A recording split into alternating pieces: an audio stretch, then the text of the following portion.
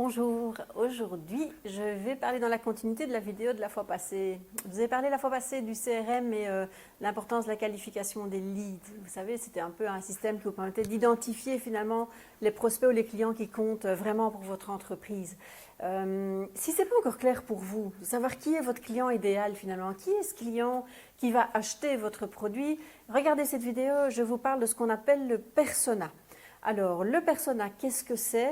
Eh bien, comme je disais dans l'intro, c'est votre client idéal. C'est celui qui est prêt à ouvrir son portefeuille pour acheter votre produit ou votre service. Parce qu'en finalité, c'est pour ça que vous faites du business, hein, c'est pour avoir des clients. Alors, ce persona, il est issu du business model que je vous montre ici, que vous connaissez peut-être. Et donc, c'est une des cases, en fait, ici, du business model.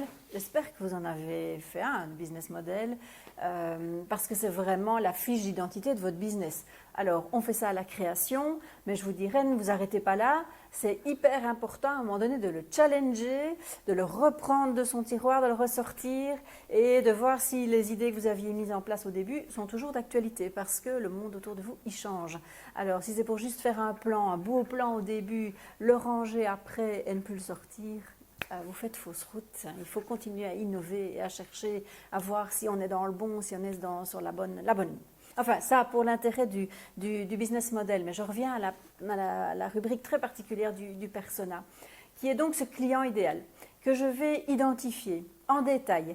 Je vais même lui donner, je vais dire son âge, est-ce que c'est un homme, une femme, un jeune, un moins jeune, quelle tranche d'âge, qu'est-ce qu'il fait dans la vie au niveau professionnel, quelles sont ses habitudes, même alimentaires, ses habitudes de communication, ses activités le soir, ses relations avec des amis. Donc c'est vraiment créer une carte d'identité où je vais aussi consacrer du temps à la problématique de mon client. Qu'est-ce qui lui pose problème? Et si mon produit ou mon service répond à ce problème qu'il a, alors j'ouvre déjà les horizons et il y a déjà des chances que cette personne devienne mon client. D'accord? Donc c'est vraiment aller à la recherche de qu'est-ce qui dans sa vie, à un moment donné, lui pose problème, qu'est-ce qu'il aimerait résoudre et quelle solution est-ce que moi j'apporte à ce problème. Et donc tout l'exercice, c'est de trouver le match, je vais dire, entre les besoins, je vais dire, ce que vous développez et les besoins sur le marché. S'il n'y a pas de match entre ces deux-là, vous ne vendez pas. Et donc pour faire le lien avec ma vidéo de la fois passée, c'est la même chose. Si vous avez des devis, des offres, des demandes par mail, etc., mais qui ne correspondent pas, je vais dire, où il n'y a pas de lien entre ce que le client demande et ce que vous proposez, je suis désolée, mais je ne vois pas très bien comment vous feriez du business ensemble. Donc, je vais dire, voilà, c'est un travail super, super important. Alors, on fait vraiment, je peux vous montrer un exemple ici, hein, mais on fait vraiment une petite carte d'identité, comme ça, de la personne. C'est amusant. Ça ne se fait pas non plus comme ça, juste parce que je pense que mon client est un homme de 40 ans, qui a 3 enfants et qui a un problème, par exemple, je ne sais pas moi, pour éplucher les œufs cuits durs, on pourrait dire ça. Et moi, j'arrive avec une petite machine, justement, qui épluche les œufs toute seule. Alors, il faut voir si mon homme là, de 40 ans a vraiment besoin de cette machine, sinon il ne me l'achètera jamais. Alors, tout le travail, c'est ça, c'est d'aller sur le terrain et de rencontrer différents types de personnes et de trouver finalement celle qui va correspondre à ce que j'ai mis sur le marché, ou à l'inverse plutôt, d'écouter quels sont les besoins réels sur le marché et de développer un produit ou un service qui sera une solution directe.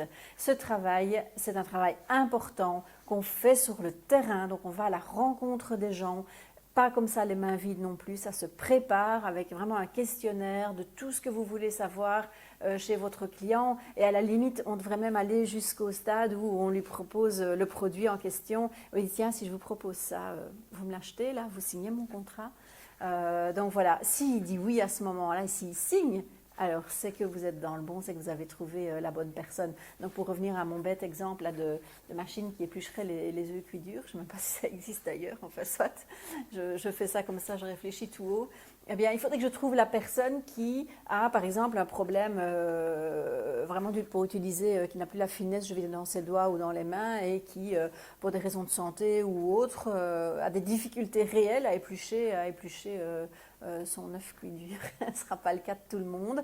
Mais je veux dire, je m'adresse vraiment à un type de personne. Si je m'adresse à tout le monde en me disant « Oh, moi j'invente cette machine-là et je vais la vendre à tout le monde », en fait, je vends à personne. Et de même, moi, en tant qu'entrepreneur, si je dis que je vends à tout le monde, je suis aussi tout le monde et je suis personne.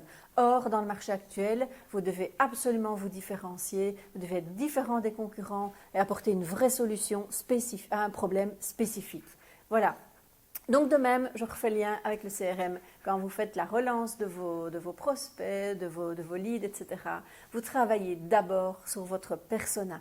Et ce persona, vous pouvez aussi l'inclure dans votre CRM, lui donner un critère et dire, tiens, voilà, si mon prospect correspond à mon persona que j'ai défini, hop, je lui mets 80% directement, je vais dire, de chances de signature. Et donc, pour moi, c'est vraiment un prospect qu'il faut suivre sans hésiter et s'entraîner. Voilà, exercice super intéressant que j'aime beaucoup faire d'ailleurs pour les PME. Si vous ne savez pas trop par où commencer mais que ça vous intéresse, je mets dans les commentaires en dessous de la vidéo le lien vers mon site. Vous y trouvez un formulaire. N'oubliez pas, je vous invite à le remplir et puis on en parlera ensemble, ça va? À très bientôt, au revoir, ciao ciao.